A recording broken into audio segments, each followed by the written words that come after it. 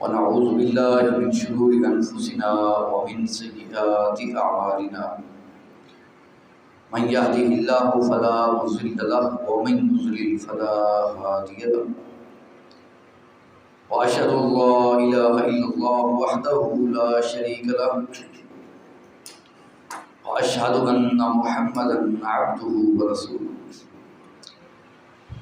أما بعد فإن خير الحديث كتاب الله وخير الهدي هدي محمد صلى الله عليه وسلم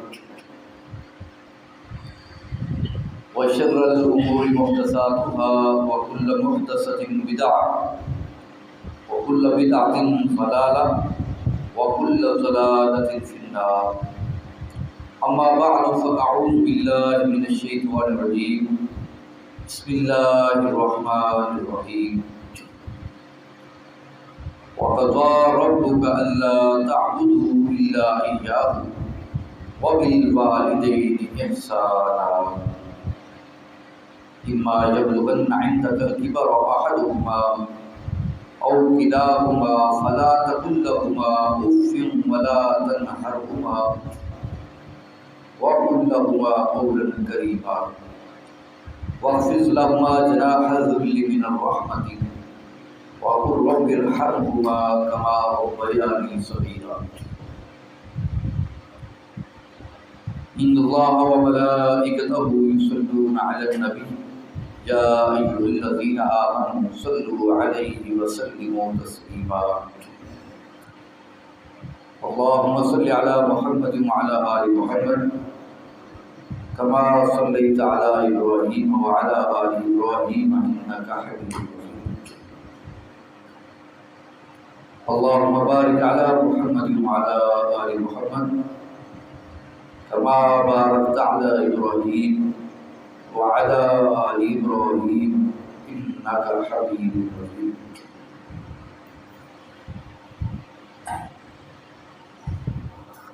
میرا آج کا عنوان والدین کی خدمت اور ان کے حقوق ہے، اور بڑی دلچسپ بات ہے کہ 3 مقامات پر قرآن مجید میں اللہ تعالیٰ نے اپنی توحید کے بعد والدین کے ساتھ اچھا سلوک کرنے کا حکم دیا. یہ بہت بڑی بات ہے. سورۃ النساء کے اندر اللہ نے فرمایا وَاعْبُدُوا اللَّهَ، تم اللہ کی عبادت کرو، وَلَا تُشْرِكُوا بِهِ شَيْئًا، اس کی عبادت کرتے ہوئے اس کے ساتھ کسی کو شریک نہ ٹھہراؤ. اور آگے فرمایا وَبِالْوَالِدَيْنِ احسانا، والدین کے ساتھ احسان کرو. اپنی توحید کے فوراً بعد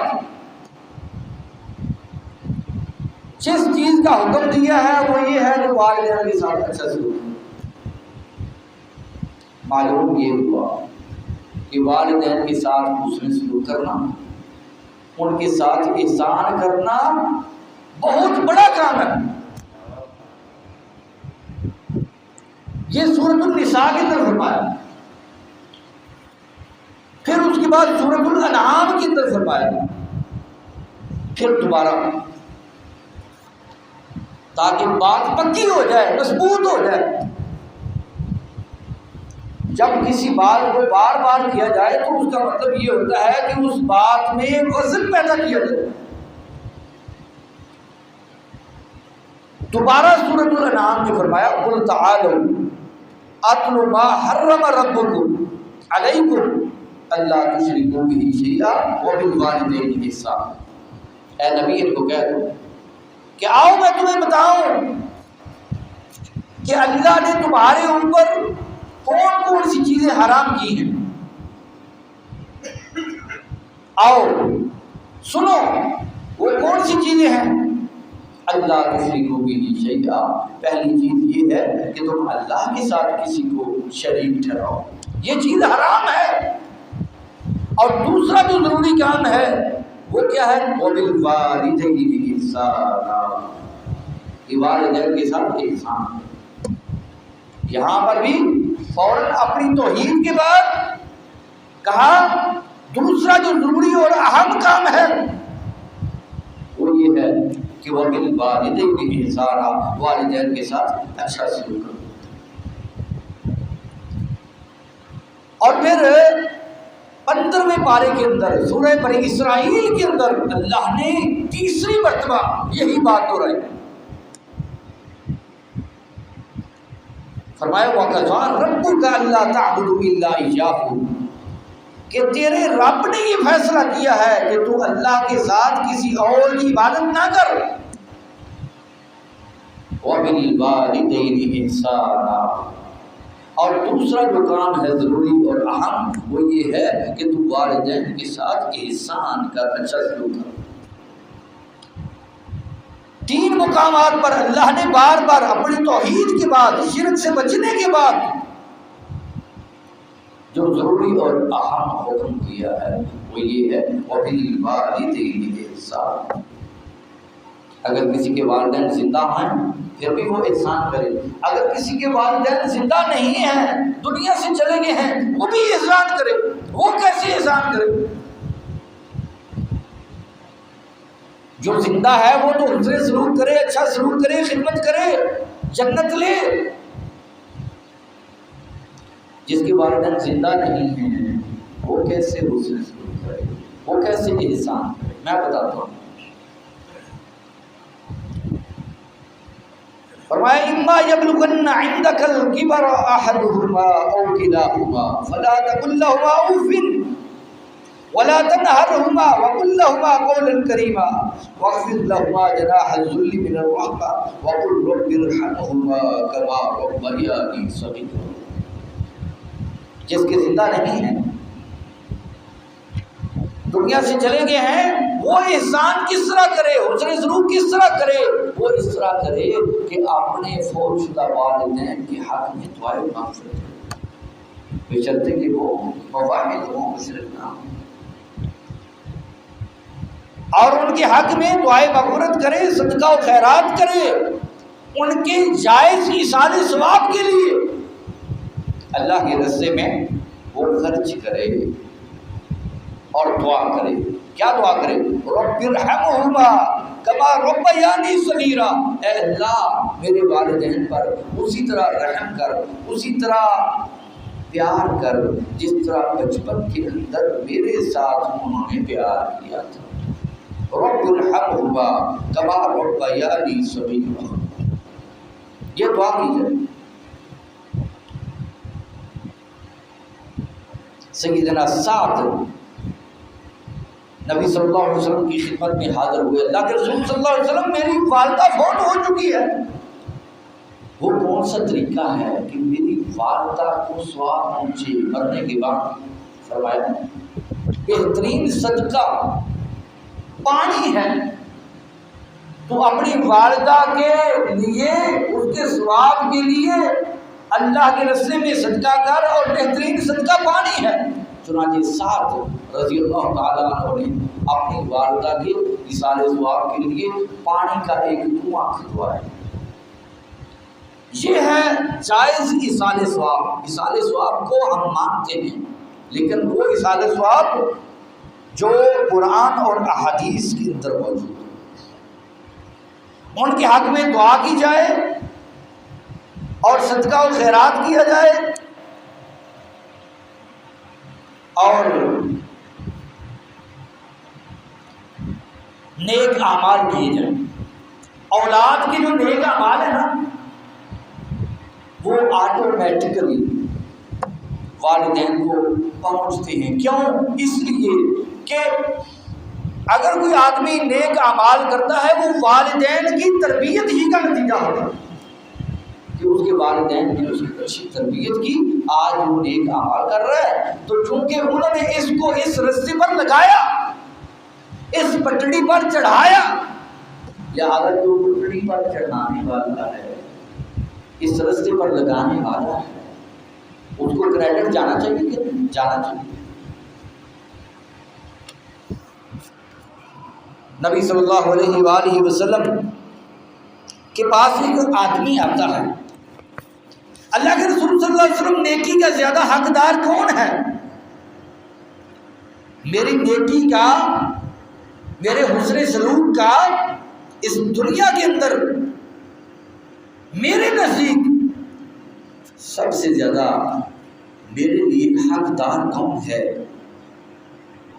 آپ صلی اللہ علیہ وسلم نے فرمایا کہ تیری والدہ.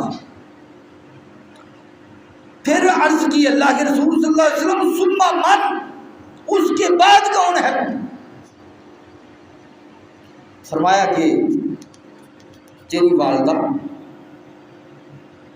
اور پھر پوچھا اس کے بعد کس کا درجہ ہے؟ تیسری مرتبہ بھی آپ علیہ السلام نے فرمایا کہ تیری والدہ.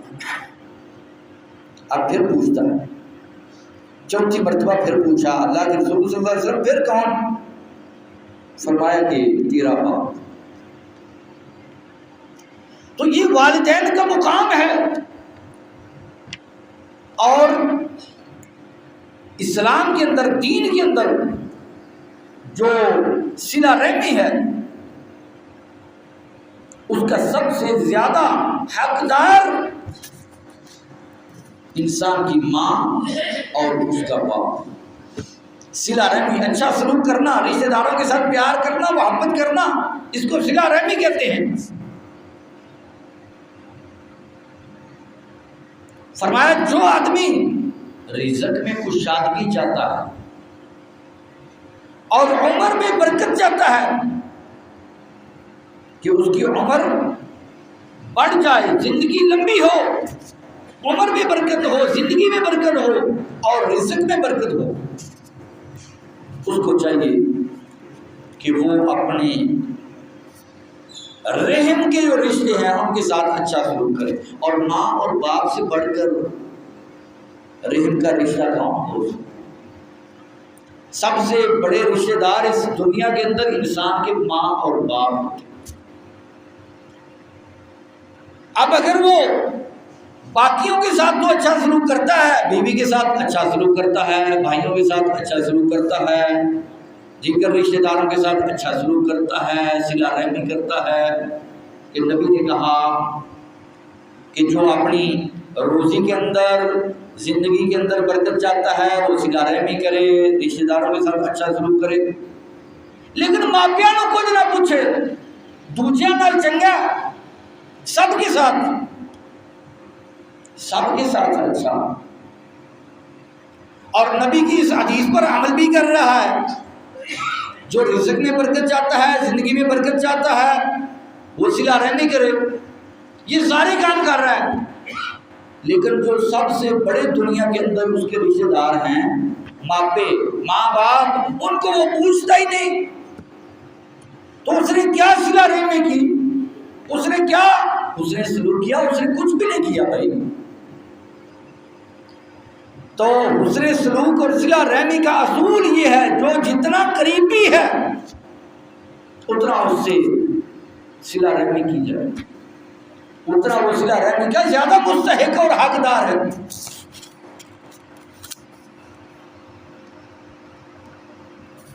سیدنا اویس قرنی رحمہ اللہ،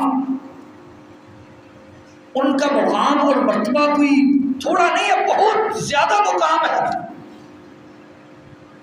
وہ اللہ کے ولی ہیں اور صحابی نہ ہونے کے باوجود، صحابی نہیں ہے وہ تابعی ہیں، لیکن مقام اور مرتبہ بہت زیادہ ہے. اور مقام اور مرتبہ اسی وجہ سے ملا ان کو کہ انہوں نے ماں کی خدمت، انہوں نے اپنی بوڑھی ماں کی خدمت. جو والدین کے ساتھ حسن سلوک کرتا ہے، ان کی خدمت کرتا ہے، اللہ اسے مقام ولایت تک پہنچا دیتا، اسے ولایت مل جاتی ہے، وہ اللہ کا ولی بن جاتا ہے.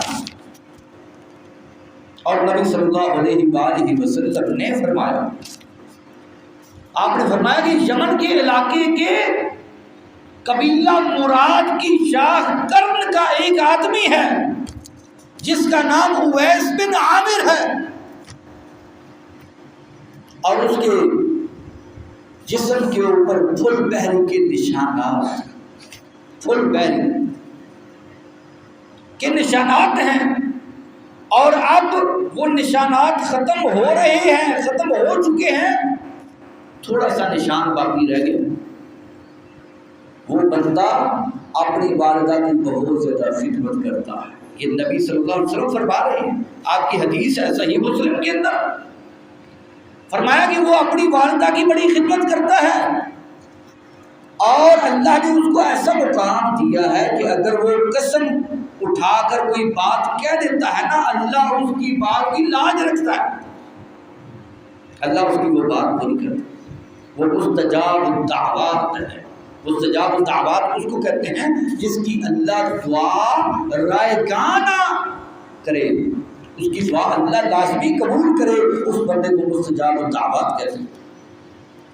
فرمایا اللہ اس کی بات کی لاج رکھتا ہے اور اس کی بات کو مانتا ہے، لہذا جب کبھی وہ تمہیں ملے تم اس سے اپنے حق میں دعا کرانا۔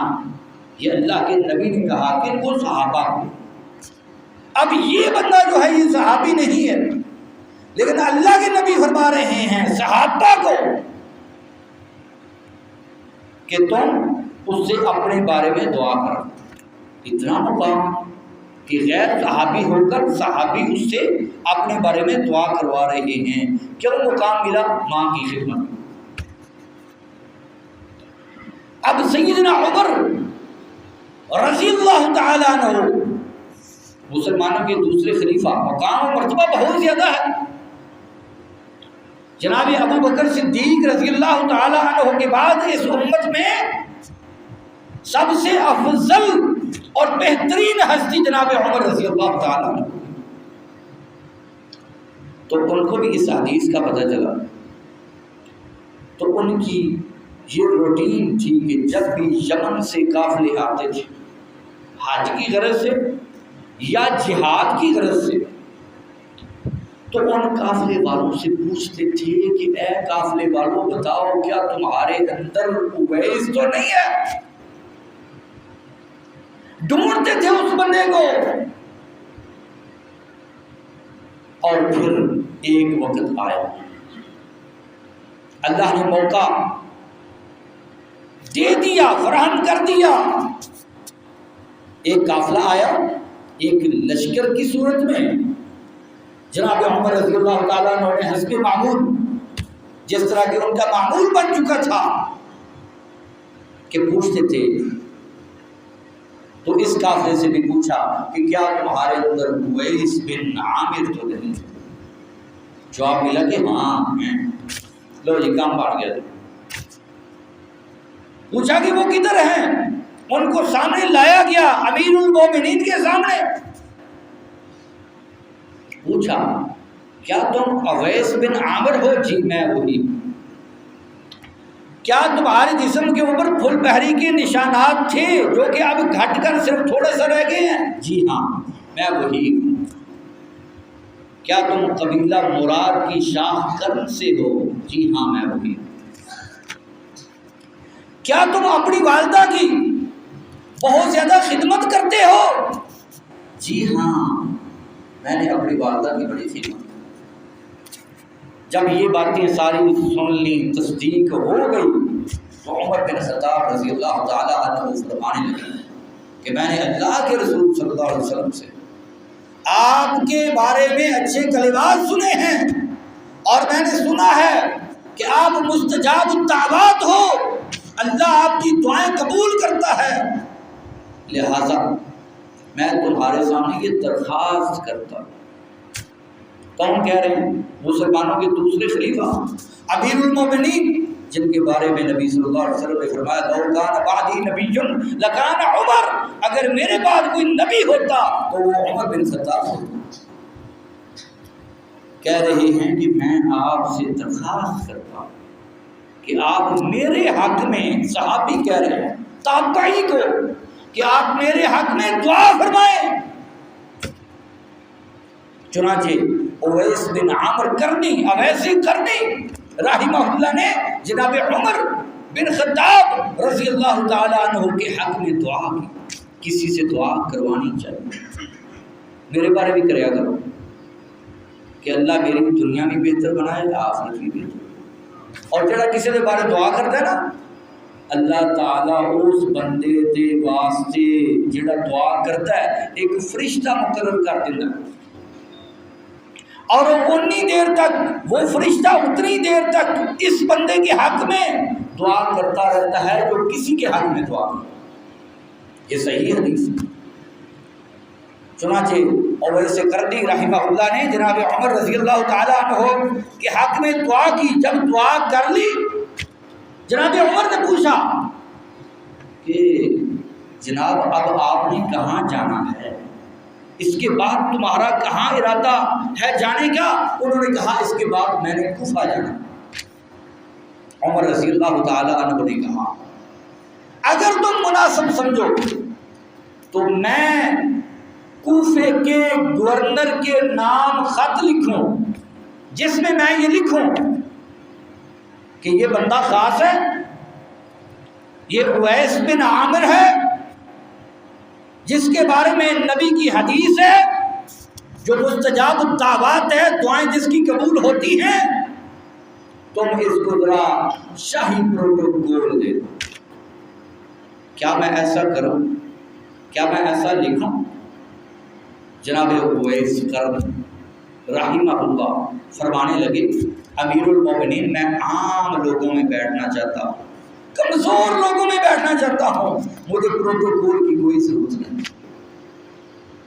کیسے لوگ تھے, اور یہ مقام و مرتبہ کیوں ملا؟ ماں کی خدمت کی وجہ سے. ماں کی خدمت, والدین کی خدمت, والدین کے ساتھ حسن سلوک, والدین کے ساتھ اچھا سلوک. اگر وہ کرے گا مقام ولایت تک پہنچے گا, ولایت ملے گی اسے, اللہ کا ولی بنے گا, مستجاب الدعوات بنے گا, اللہ اس کی دعائیں قبول فرمائے گا انشاءاللہ. لیکن شرط یہ ہے کہ والدین کی خدمت سے پہلے عقیدہ توحید ہو.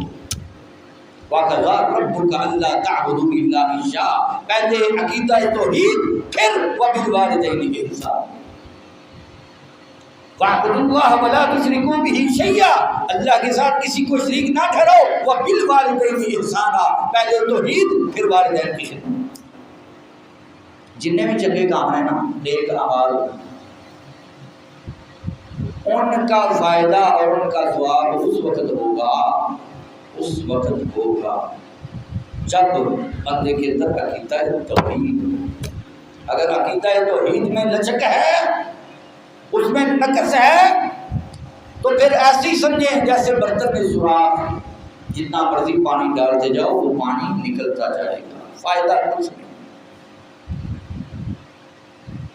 تو میں عرض کر رہا تھا کہ والدین کی خدمت انسان کو مقام ولایت تک پہنچا دیتی ہے, اور اگر والدین کی خدمت نہ کی جائے, ان کی خدمت سے اعراض کیا جائے, روگردانی اختیار کی جائے, تو اگر کسی کو مقام ولایت ملا بھی ہے تو اللہ ان کو وقتی طور پر پریشان کر دیتا ہے. نبی صلی اللہ علیہ وسلم کی صحیح حدیث ہے, آپ نے فرمایا کہ بنی اسرائیل کا ایک عابد تھا, زاہد, بڑا متقی, پرہیزگار, ہر وقت اللہ کا ذکر کرنے والا, اللہ کی عبادت کرنے والا, اور نام تھا اس کا جریج. وہ اللہ کا ولی تھا, مقام ولایت تک پہنچا ہوا تھا, اور عبادت کر رہا ہے اپنی کٹیا کے اندر. کرتے کرتے ایک وقت آیا کہ اس کی بری ماں کٹیا کے باہر آتی ہے اور اسے آواز دیتی ہے, جریج میری بات سن. اب جریج جو ہے نا, عبادت وہ کر رہا ہے لیکن کانوں میں آواز پڑ گئی ماں کی. اب دل میں خیال آتا ہے کہ ایک طرف ماں کی پکار ہے اور دوسری طرف اللہ کی عبادت ہے, میں کس کو جاری رکھوں؟ بالآخر فیصلہ یہ ہوا کہ میں اپنی عبادت کو, اللہ کی عبادت کو جاری رکھوں, ماں کی بات نہ سنوں. اب یہ عبادت جو ہے یہ نفل عبادت ہے. وہ پکارتے پکارتے چلی گئی. صحیح حدیث کا واقعہ ہے، بخاری کے اندر بھی یہ حدیث 2 مقامات پر موجود ہے اور مسند احمد کے اندر بھی موجود ہے۔ بالآخر وہ چلی گئی، دوسرے دن پھر آئی، اسی کٹیا کے باہر اس نے آواز دی کہ جریج میری بات سن۔ جریج اسی طرح اللہ کی عبادت کر رہا ہے اور فیصلہ یہ ہوا کہ میں عبادت ہی کروں، چلو یہ ماں میری گل پھر سنتا ہوں۔ وہ اسی طرح چلی گئی، تیسری مرتبہ پھر آئی یا تیسرے دن پھر آئی، اس نے اسی طرح آواز دی، یہ پھر عبادت کے اندر مشغول و مصروف ہے اور فیصلہ یہ ہوا کہ میں عبادت کو جاری رکھوں، عبادت کو جاری رکھا۔ یہ آوازیں دے کر جب مایوس ہو گئی تو اس نے ایک بات کی، اس نے کہا کہ تیری اس وقت تک موت نہ آئے جب تک تو کسی زانیہ عورت کے ہاتھوں ذلیل نہ ہو۔ یہ کہہ کر چلی۔ اپنی یہ بتائیں اللہ کی جو عبادت ہے اس سے بڑھ کر دنیا میں کوئی کام ہے؟ اس سے بڑھ کر اچھا دنیا میں کوئی کام یا مصروفیت یا مشغولیت ہے؟ نہیں، سب سے بہتر کام اللہ کی عبادت ہے۔ وما خلقت الجن والانس الا ليعبدون، کہ جنوں اور انسانوں کو پیدا ہی اللہ کی عبادت کے لیے کیا گیا ہے۔ اب وہ عبادت ہی تو کر رہا ہے، اس میں حرج کیا ہے؟ وقت گزرا، اس علاقے کی ایک زانیہ اور فاحشہ عورت نے خود یا جریج ولی سے جو حسد کرنے والے لوگ تھے ان کے کہنے پر جریج ولی کو تابوت گناہ پیش کی، جسے اللہ کے ولی نے جریج نے ٹھکرا دیا۔ بالآخر بھیڑوں کے ایک چرواہے کے پاس گئی اور اس کے ساتھ منہ کالا کر لیا، اور وقت گزرا اور بچہ پیدا ہو گیا۔ جب بچہ اس عورت کے ہاں زانیہ فاحشہ عورت کے ہاں پیدا ہوا تو اس نے جریج سے انتقام لینے کے لیے اس بات کے بدلے میں کہ اس نے میری بات نہیں مانی تھی، میرے ساتھ اس نے منہ کالا نہیں کیا تھا، اس انتقام میں اس عورت نے لوگوں میں یہ بات مشہور کر دی کہ یہ میرے ہاں جو بچہ پیدا ہوا ہے یہ تو جریج ولی کا۔ اب لوگ علاقے کے جن کے دلوں میں جریج کا بڑا مقام تھا، بڑا مرتبہ تھا، ایک عابد ہے، ایک زاہد ہے، اللہ کا ولی ہے، ہر وقت عبادتیں کرنے والا، اپنی کٹیا کے اندر اللہ کی عبادت میں مشغول رہنے والا، لوگوں کے ہاں تو اس کا بڑا مقام تھا۔ جب اس عورت کے ہاتھوں اس بات کا علم ہوا کہ اس کے کارنامے یا کرتوت یہ ہیں تو انہوں نے ہاتھوں میں کدالیں پکڑ لی، کسیاں پکڑ لیں، ڈنڈے پکڑ لیے اور لگے اس ولی کی کٹیا کو گرانے۔ چنانچہ گرانا شروع کر گرا رہے، اس کو تباہ و برباد کر رہے، اور یہ اسی جگہ پر بیٹھا اللہ کی عبادت کر رہا۔ اس نے کوئی گناہ نہیں کیا تھا پہلے بھی، اس نے گناہ اب بھی نہیں کیا، یہ اللہ کا ولی صرف یہ کام کیا ہے کہ ایک نفلی عبادت کے دوران والدہ کی جو بات ہے وہ نہیں سنی، اس سے زیادہ اس کا کوئی جرم نہیں۔ لیکن وہ لوگ معاشرے کے، محلے کے، علاقے کے جن کے ہاں اس کا مقام و مرتبہ بڑا تھا، ان لوگوں نے اس کی کٹیا کو گرانا شروع کر دیا۔ اور جب ایک عزت دار معزز آدمی معاشرے کے اندر جس کا مقام ہوتا ہے، جب اس کے اوپر کوئی دھبا لگتا ہے تو پھر یہ اس سے پوچھو کہ یہ مرحلہ کیسا ہو۔ اس کی عزت جو ہے جب اس پر کوئی دھبا لگتا ہے تو پھر اس سے پوچھو کہ یہ کتنا مشکل مرحلہ ہوتا ہے۔ اب یہ عبادت کر رہا ہے، جب عبادت سے فارغ ہوا نیچے آیا، لوگوں کے پاس آیا، لوگ اکٹھے تھے، اور لوگوں نے کہا جریج تم سے تو بڑی امیدیں تھیں، تم سے یہ توقع نہیں تھی کہ اس طرح کا کام کرو۔ اور جن نے موہنیاں گلاں کسی کو جا کیا کسی کو جا کیا اردو میاں تسبیح دے وچوں میاں تسبیح بڑیاں گلاں کیتیاں لوگاں۔ اس نے کہا بات سنو، وہ بچہ جو ہے جس کے بارے میں تم کہتے ہو کہ میں اس کا باپ ہوں، اس بچے کو میرے سامنے پیش کرو۔ یہ سارے لوگ اور جریج ولی اس زانیہ فاحشہ عورت کے ہاں جاتے ہیں، اس بچے کو اٹھایا جاتا ہے اور جریج ولی اللہ کا ولی اس بچے کے سر پر ہاتھ رکھ کر اس سے پوچھتے کہ کیا پوچھتے ہیں؟ پوچھتے یہ ہے کہ تمہارا باپ کون ہے؟ تو نبی کی حدیث سے آپ نے فرمایا کہ 3 بچے ہیں جنہوں نے ماں کی گود کے اندر کلام کی ہے، ان میں ایک عیسیٰ بن مریم ہے اور ایک جریج ولی نے جس بچے سے پوچھا تھا وہ بچہ ہے جو زانیہ فاحشہ، اس سے پوچھا کہ تمہارا باپ کون ہے؟ اس بچے نے جواب میں کہا کہ میرا باپ تو بیڑوں کا فلاں چرواہا ہے۔ اب لوگوں تک بات کھل گئی کہ حاسدین نے یا اس زانیہ عورت نے خود پلاننگ کر کے اس کو ذلیل کرنے کی کوشش کی تھی، اور لوگوں تک یہ بھی بات پہنچ گئی کہ یہ سب کچھ اس لیے ہوا تھا کہ جریج نے دوران نفلی عبادت اپنی بات کی، ماں کی بات نہیں کی۔ جب یہ بات واضح ہوگی لوگوں تک تو انہوں نے کہا کہ اے اللہ کے ولی، اگر آپ کا حکم ہو تو ہم اس کٹیا کو سونے سے دوبارہ تعمیر نہ کریں۔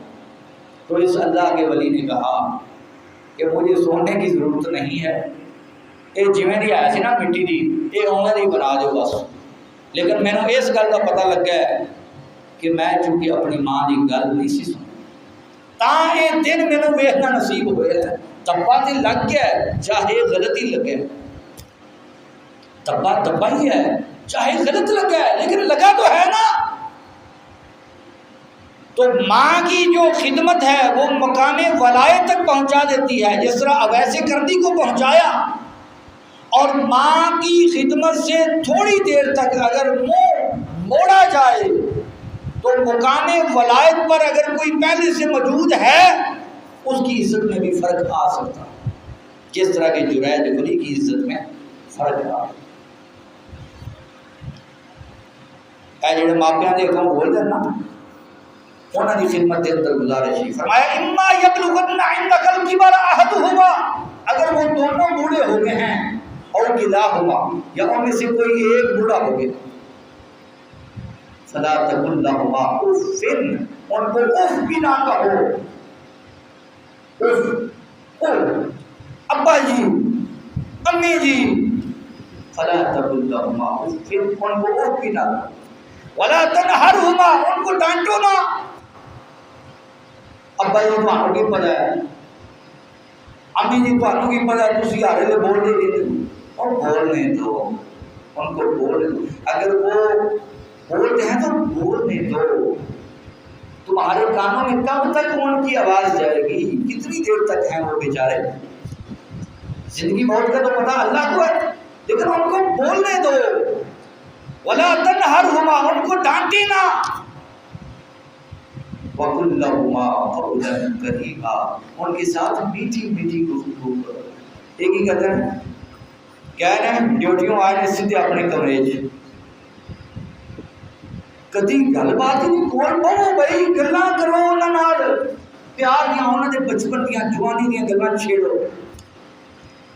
وقل لہما، پھر دیکھنا وہ کیسے خوش ہوتے ہیں۔ وقل لہما قولا کریما، ابا جی جوانی دی کوئی گل سناؤ، ٹھیک ہے؟ وہ جسے پھر جوانی یاد آئے نا بابے رہا اس لیے جوان آن گے، اور جوانی کا سارا منظر سارا سین ان کے سامنے آئے گا، وہ جوان ہوں گے، ان کے ساتھ باتیں کریں کیونکہ جب بندہ وڈیرا ہوتا ہے نا وہ باتوں کا بھوکا ہوتا ہے. وَقُلْ لَهُمَا قَوْلًا كَرِيمًا، ان سے میٹھی میٹھی گفتگو کرے، پیار کی گفتگو کرے، ان کو وقت دیں.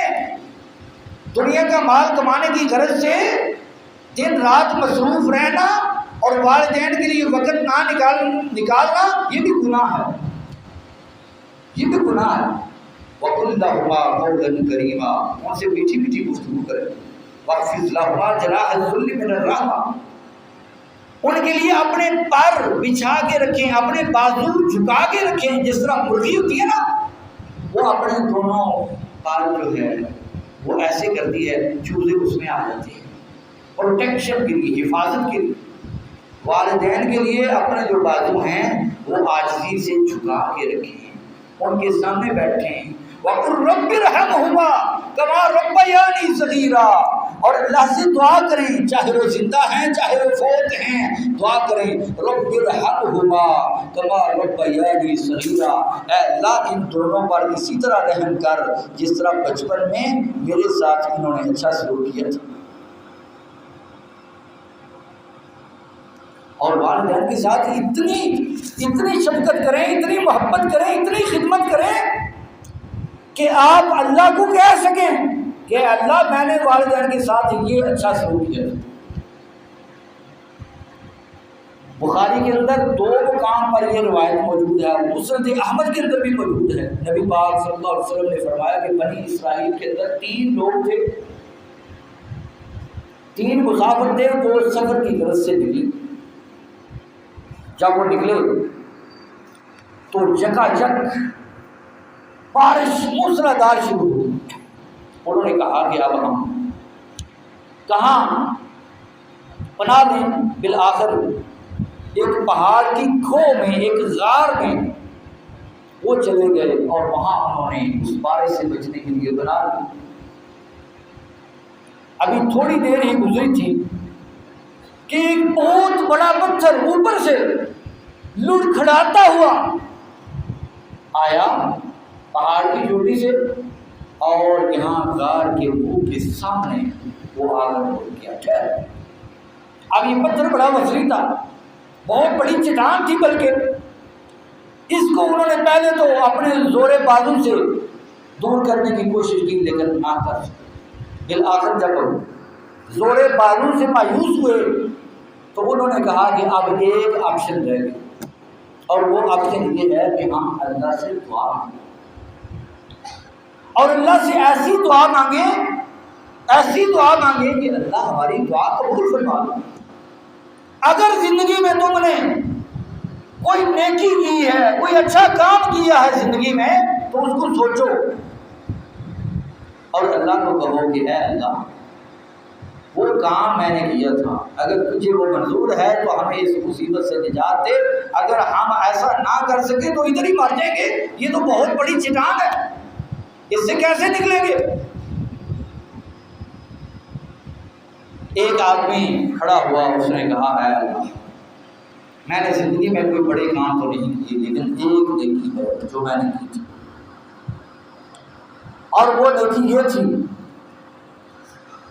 کہ میں گلا بانی کا کام کرتا ہوں. مویشی، بکریاں، بھیڑیں یہ میں نے پالی ہوئی ہیں، اور میں سارا دن چراگاہ میں اپنے مویشیوں کو چرانے کے بعد شام کو جب میں گھر آتا ہوں میں ان کا دودھ دھوتا ہوں. دودھ دھونے کے بعد سب سے پہلے میں وہ دودھ گرما گرم تازہ اپنے بوڑھے والدین کو پیش کرتا ہوں، اور پھر جو بچ جاتا ہے بعد میں میں اپنے بیوی بچوں کو دیتا ہوں. اب اس روایت کے اندر جو کہ صحیح حدیث ہے بخاری کے اندر نبی صلی اللہ علیہ وسلم نے فرمایا اس سے بڑی گتھیاں سلجھیں گی. ایک گتھی یہ سلجھے گی کہ جوائنٹ فیملی سسٹم ہو، پر جتنے کٹھے رہتے ہیں، ماں بھی ہے، باپ بھی ہے، بیوی بھی ہے، اور یہاں دی نوہ تے ساسی لگتے ہوتے ہیں. ٹھیک ہے، ماں جڑی وہ آنی یہ گل این جے، بیوی آنی یہ گل این جے، بندہ جائے تے جائے کہڑے پاس. ٹھیک ہے، اب نبی صلی اللہ علیہ وسلم نے کوئی بیویوں کے ساتھ برا سلوک کرنے کا حکم نہیں دیا، آپ نے فرمایا خیرکم خیرکم لأہلہ وانا خیر لأہلی، تم میں سے بہتر وہ ہے جو اپنے گھر والوں کے لیے بہتر ہے، اپنی بیوی کے لیے بہتر ہے، اور میں تم سب سے زیادہ اپنی بیویوں کے لیے بہتر ہوں۔ بیویوں کے ساتھ حسن سلوک کرنے کا اللہ نبی نے حکم دیا، وعاشروہن بالمعروف، آپ نے فرمایا اچھے طریقے سے ان بیویوں کے ساتھ گزر بسر کرو، ان کے ساتھ اچھا سلوک کرو۔ اب اگر کسی مسئلے میں اختلاف ہو جاتا ہے گھر کے اندر، کیونکہ انسان ہے، وہ بھی انسان ہے، یہ بھی انسان ہے، ماں بھی انسان ہے، بیوی بھی انسان ہے، غلطی تو ہو سکتی ہے، کوئی فرشتہ تو ان میں ہے نہیں۔ اب ہم نے کیا کرنا ہے؟ جو شادی شدہ بھائی ہیں ان کی خدمت میں میں گزارش کرنے لگا ہوں کہ ہم نے کیا کرنا ہے، ہمارا رویہ کیا ہونا چاہیے، ہم نے پریفر کس کو کرنا ہے، ترجیح کس کو دینی ہے، مقدم کس کو رکھنا ہے۔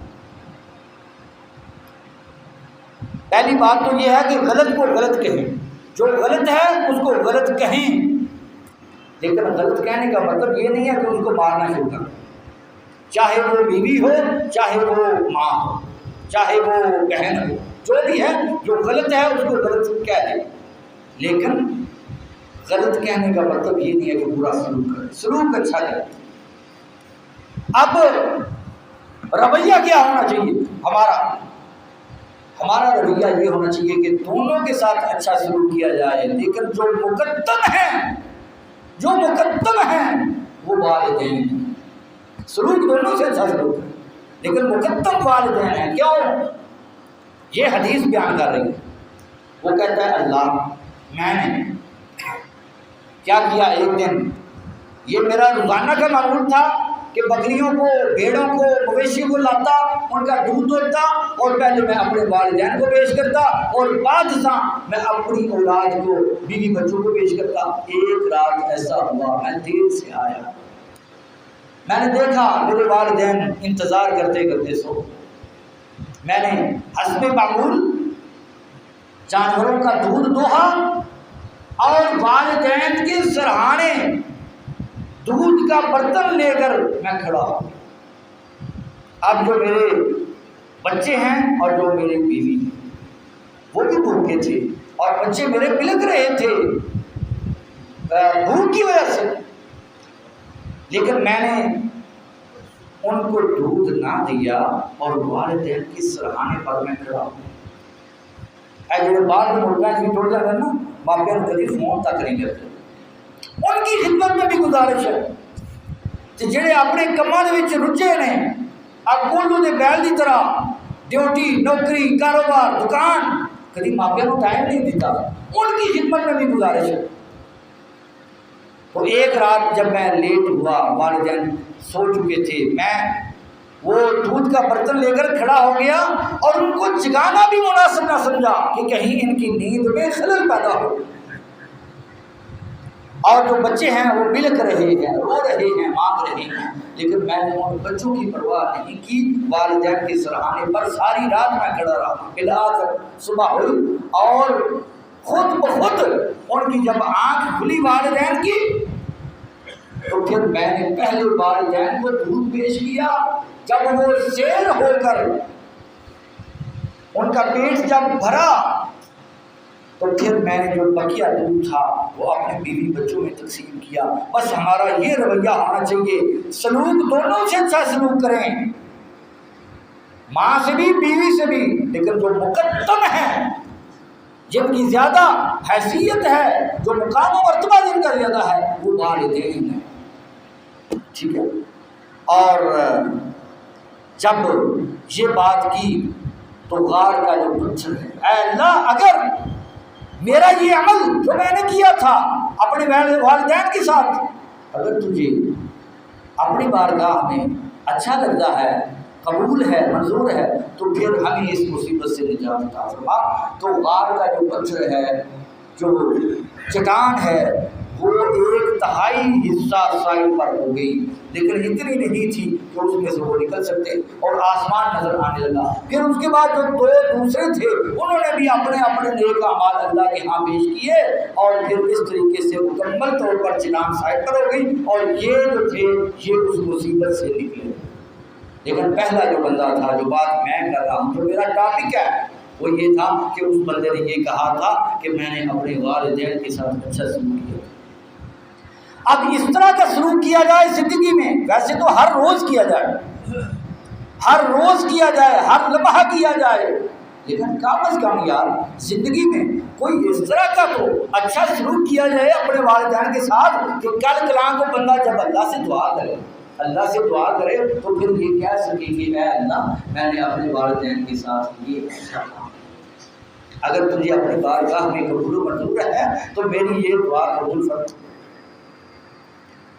اللہ تعالیٰ نے پورے قرآن مجید کے اندر کسی بات کے بارے میں یہ نہیں کہا کہ ہم نے انسان کو وصیت کی کہ نماز پڑھے، نہیں، ہم نے وصیت کی کہ زکوٰۃ دے، نہیں، ہم نے وصیت کی کہ ایسا کرے، روزہ رکھے، نہیں، ہم نے وصیت کی کہ جہاد کرے، نہیں، ہم نے وصیت کی کہ حج کرے، نہیں۔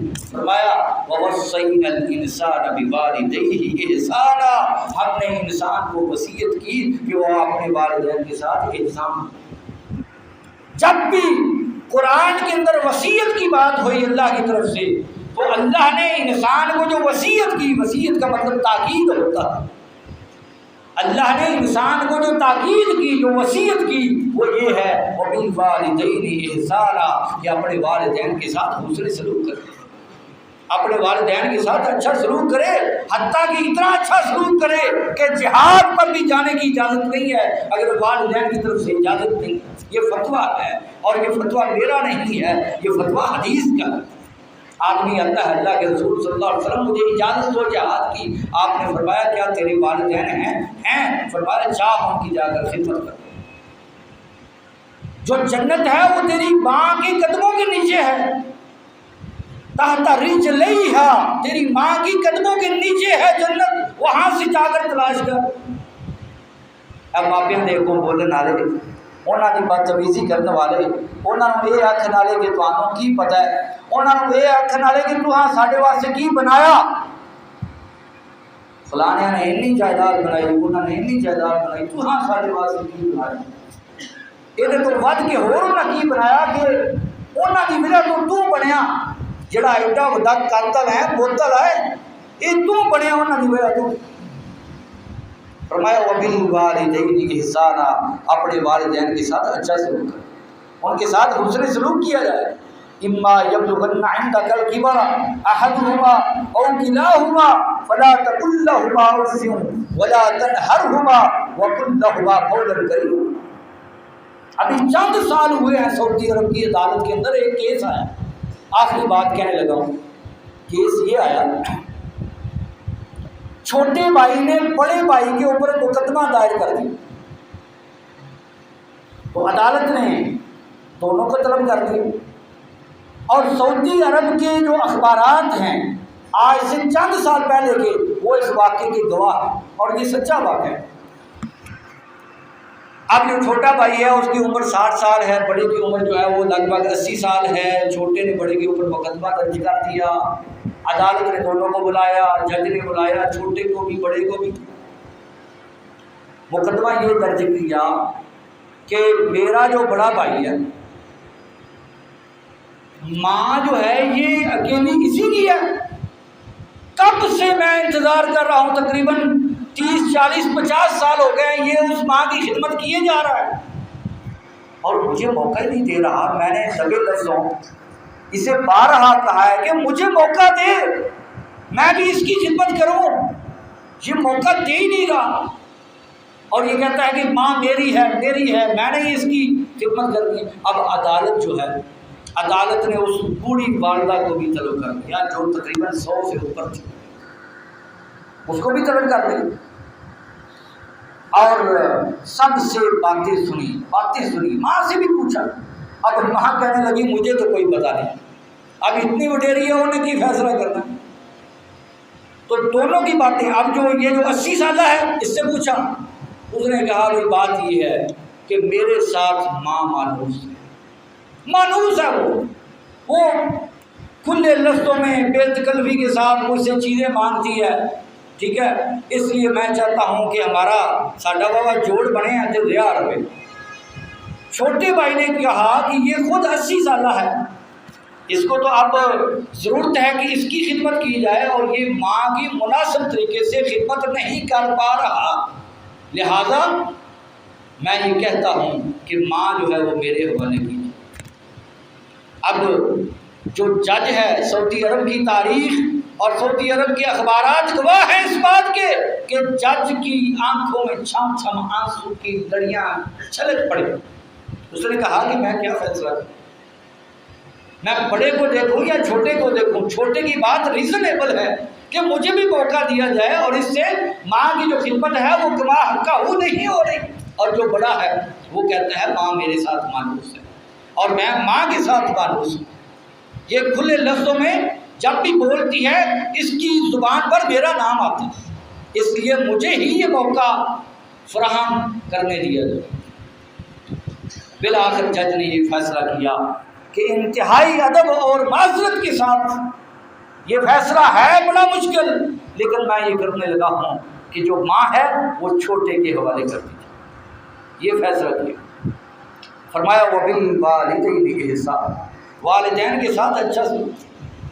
اور سعد رضی اللہ تعالیٰ عنہ، سعد بن ابی وقاص رضی اللہ تعالیٰ عنہ، ان کی والدہ تھی، اس نے کہا کہ تم مسلمان ہو گیا، میں قسم اٹھاتی ہوں اس وقت تک میں کوئی بھی چیز نہیں کھاؤں گی پیوں گی جب تک تو اپنے دین کو، نئے دین کو، محمد کے دین کو نہ چھوڑے صلی اللہ علیہ وسلم۔ اب سعد رضی اللہ تعالیٰ عنہ مشکل میں پھنس گئے کہ اس نے قسم بھی اٹھا لی اور قسم بھی ایسی اٹھائی کہ اس وقت تک کچھ نہیں کھاؤں پیوں گی جب تک تو اس دین کو نہ چھوڑے، کروں تو کیا کروں؟ اللہ نے قرآن نازل فرمایا اور اس مسئلے کا حل پیش کر دیا، فرمایا وَإِن جَاهَدَاكَ، سورہ لقمان، وَإِن جَاهَدَاكَ عَلَىٰ أَن تُشْرِكَ بِمَا لَيْسَ لَكَ بِهِ عِلْمٌ فَلَا تُطِعْهُمَا۔ اب بڑی وڈی گل ہے توحید، جس کول توحید ہے وہ کول سب کچھ ہے، جس کول توحید نہیں وہ کول کچھ بھی نہیں۔ وَإِن جَاهَدَاكَ عَلَىٰ أَن تُشْرِكَ بِمَا لَيْسَ لَكَ بِهِ عِلْمٌ، اگر والدین تمہیں شرک کا کہیں فَلَا تُطِعْهُمَا، پھر نہیں ماننی ہے، نہیں ماننی۔ لا طاعت لمخلوق فی معصیت الخالق، خالق دی نافرمانی کے اندر مخلوق دی اطاعت نہیں کرنی، یعنی مخلوق دی وہ اطاعت جس اطاعت کے اندر خالق دی نافرمانی ہو جائے وہ نہیں کرنی۔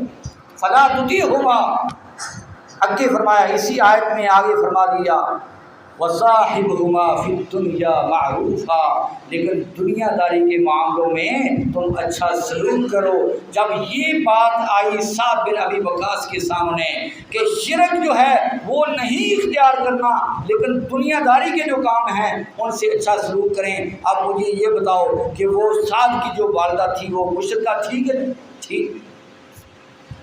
لیکن فرمایا وصاحبہما فی الدنیا معروفا، دنیا داری کے کاموں میں ان سے اچھا سلوک کرو، چاہے والدین کوئی مشرک بھی ہوں، ان کی شرک والی بات نہیں ماننی، وہ وقف اپنا ہی رکھنا ہے، لیکن ان کے ساتھ ویسے اچھا سلوک کرنا۔ فصاحبہما فی الدنیا معروفا، دنیا داری کے کاموں میں ان کے ساتھ اچھا سلوک کریں۔ تو سعد بن ابی وقاص رضی اللہ تعالیٰ عنہ نے شرک کو نہ اختیار کیا، عقیدہ توحید پر گامزن تو رہے، لیکن اپنی ماں کے ساتھ اس نے سلوک اچھا سلوک کیا، گو کہ وہ مشرکہ تھی۔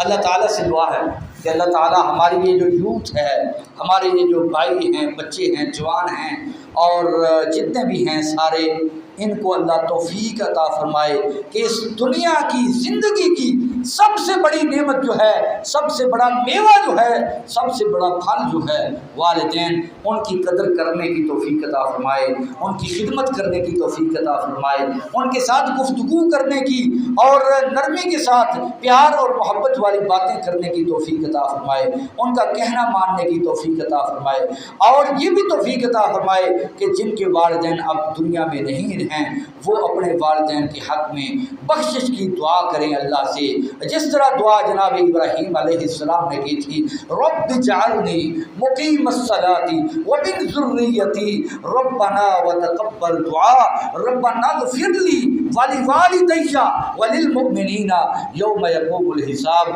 اللہ عمل کی توفیق عطا فرمائے۔ وآخر دعوانا الحمد للہ رب العالمین۔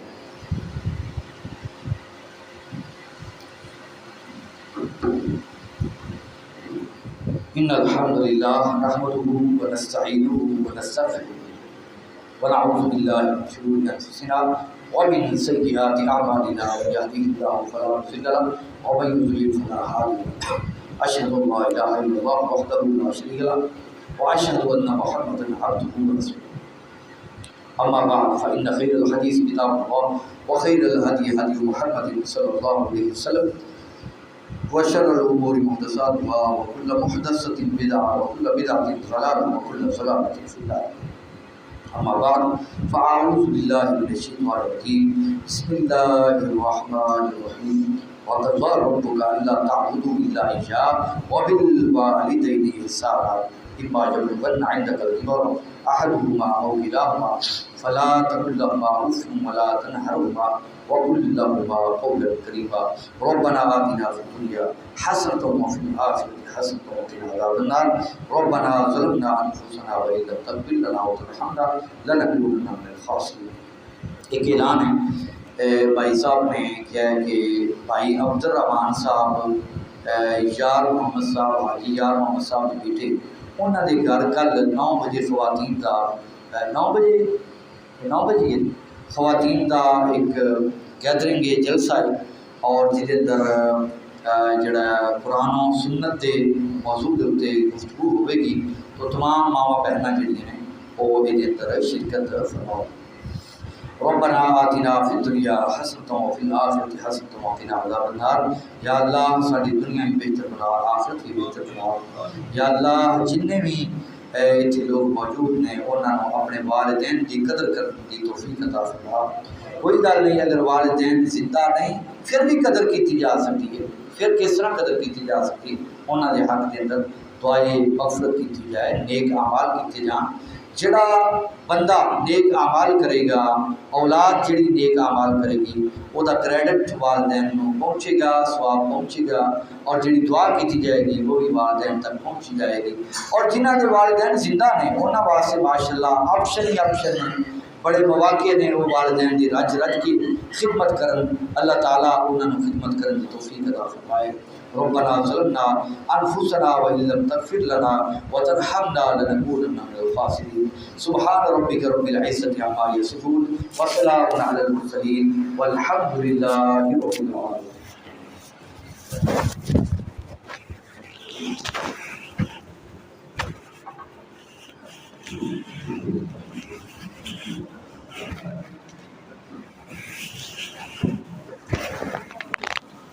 اللہ اکبر اللہ اکبر اشہد ان لا الہ الا اللہ اشہد ان محمد رسول اللہ.